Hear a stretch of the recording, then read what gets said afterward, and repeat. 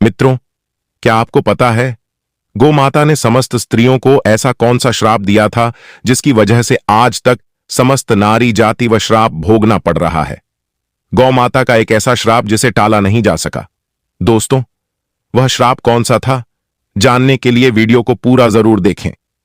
नमस्कार दोस्तों, स्वागत है आपका हमारे वीडियो में। आगे बढ़ते हैं और जानते हैं कि गौ माता ने समस्त स्त्रियों को ऐसा कौन सा श्राप दिया था। दोस्तों, एक समय की बात है जब भगवान श्री कृष्ण अपनी राजगद्दी पर विराजमान थे, तब उनके पास देवर्षि नारद मुनि आती है और कहते हैं, हे प्रभु, मैं आज मृत्यु लोक में भ्रमण कर रहा था। तभी एक स्त्री ने पूछा कि पहले स्त्रियों के बच्चे होते थे तो वह पैदा होते ही चलने लगते थे, परंतु अब ऐसा नहीं है। यह क्यों प्रभु? मुझे इस प्रश्न का उत्तर याद नहीं था, इसलिए मैं आपके पास आई। कृपया मुझे इस प्रश्न का उत्तर बताएं। श्री कृष्ण कहते हैं, हे देवर्षि, तुम्हारा यह प्रश्न समस्त स्त्री जाति के लिए अत्यंत महत्वपूर्ण है। अगर तुम इस प्रश्न के उत्तर को जानना चाहते हो तो ठीक है, मैं तुम्हें एक कथा सुनाता हूं। तुमको इस कथा के माध्यम से पता चल जाएगा कि किस वजह से अब स्त्रियों का बच्चा पैदा होते ही चल नहीं पाता है। तब देवर्षि नारद कहती हैं कि प्रभु, मैं इस कथा को पूरा सुनूंगी। कृपया आप कथा को सुनाएं। दोस्तों, अगर आप भी जानना चाहते हैं कि इस प्रश्न का उत्तर क्या है, तो मित्रों वीडियो को आखिरी तक जरूर देखें और वीडियो को लाइक अवश्य करिएगा। तो मित्रों, श्री कृष्ण कहते हैं, हे देवर्ष, एक नगर में एक रामचंद्र नामक व्यक्ति रहता था। रामचंद्र एक स्वार्थी व्यक्ति था।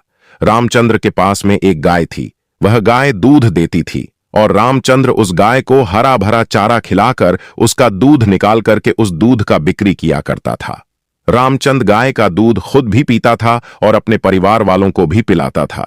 गाय के दूध की वजह से ही रामचंद्र अपने घर की दिनचर्या चलाता था। रामचंद्र का समय इसी तरह से व्यतीत हो रहा था। कुछ दिनों के बाद एक समय ऐसा आया कि जब रामचंद्र को गाय ने दूध देना बंद कर दिया। जैसे ही गाय ने दूध देना बंद कर दिया तो इधर रामचंद्र ने उस गाय को चारा डालना बंद कर दिया। और एक दिन ऐसा आ गया कि उस दिन रामचंद्र ने गाय को बहुत मारा पीटा और उसने उस गाय को घर से ले जाकर जंगल में छोड़ दिया। अब वह गाय बेचारी अकेली पड़ गई।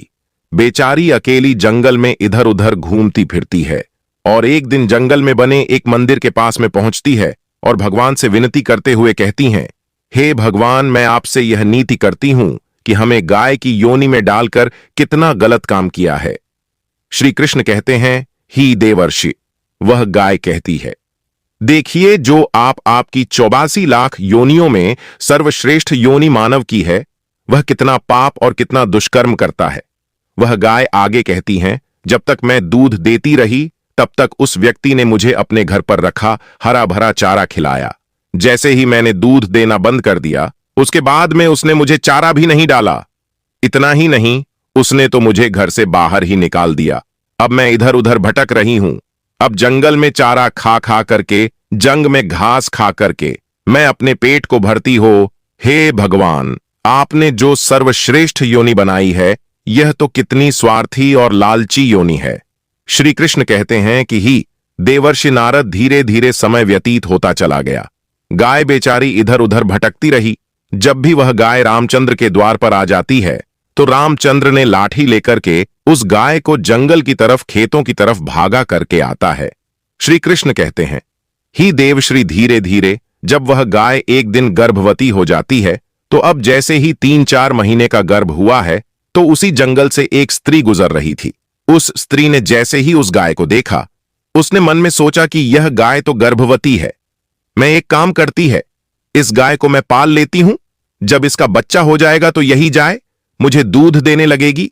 तब मैं इसका दूध खुद भी होंगी और साथ ही अपने परिवार वालों को भी पिलागी और बिक्री भी करूंगी। लेकिन जैसे ही वह स्त्री उस गाय को पकड़ने के लिए अपने पति को बुलाने के लिए जाती है और जब तक उसका पति वहां पर आता है तब तक वह गाय वहां से चली जाती है। धीरे धीरे और समय व्यतीत होता गया। श्री कृष्ण कहते हैं, हे देवर्षि, जब उस गाय के प्रसव का समय नजदीक आ गया, तब वह एकांत जंगल में सुरक्षित जगह पर जाकर के उस गाय ने एक बछड़े को जन्म दिया। श्री कृष्ण कहते हैं कि ही देवर्षि, प्रसव के कुछ समय बाद वहीं स्त्री उसी जंगल में घास काटने के लिए गई हुई थी। जैसे ही उसने दूर से देखा कि एक गाय ने अपना बच्चा जन्म दिया हुआ है, तब वह स्त्री उसके पास गई और उसने ध्यान से उस गाय को देखा तो बोली कि अरे यह तो वही गाय है, इस गाय ने तो बछड़ा दे ही दिया। चलो अच्छा हुआ। वह स्त्री सोचती है, अब मैं इस गाय को पकड़कर अपने घर पर अवश्य ले जाऊंगी। जैसे ही वह स्त्री उस गाय के पास से अपने पति को बुलाने के लिए जाने लगती है, तभी गाय ने उसी समय उस स्त्री से कहती है, बहन, आज तुम हमारे ऊपर एक परोपकार कर दो। यह मेनर जो बच्चा है, यह पीछे पड़ा हुआ है, इसे उठाकर कि तुम मेरी गर्दन के ऊपर रख दो। मैं अपने बच्चे को लेकर कि किसी सुरक्षित जगह पर चली जाऊंगी, क्योंकि यह मेरा बच्चा 8 महीने बाद चलने लायक हो पाएगा, 8 महीने बाद अपने पैरों पर चलेगा। श्री कृष्ण कहते हैं, ही देवर्षि नारद, जैसा अब भी है ऐसा पहले नहीं था। पहले गाय का बच्चा 8 महीने के बाद ही अपने पैरों पर चलने लायक हुआ करता था।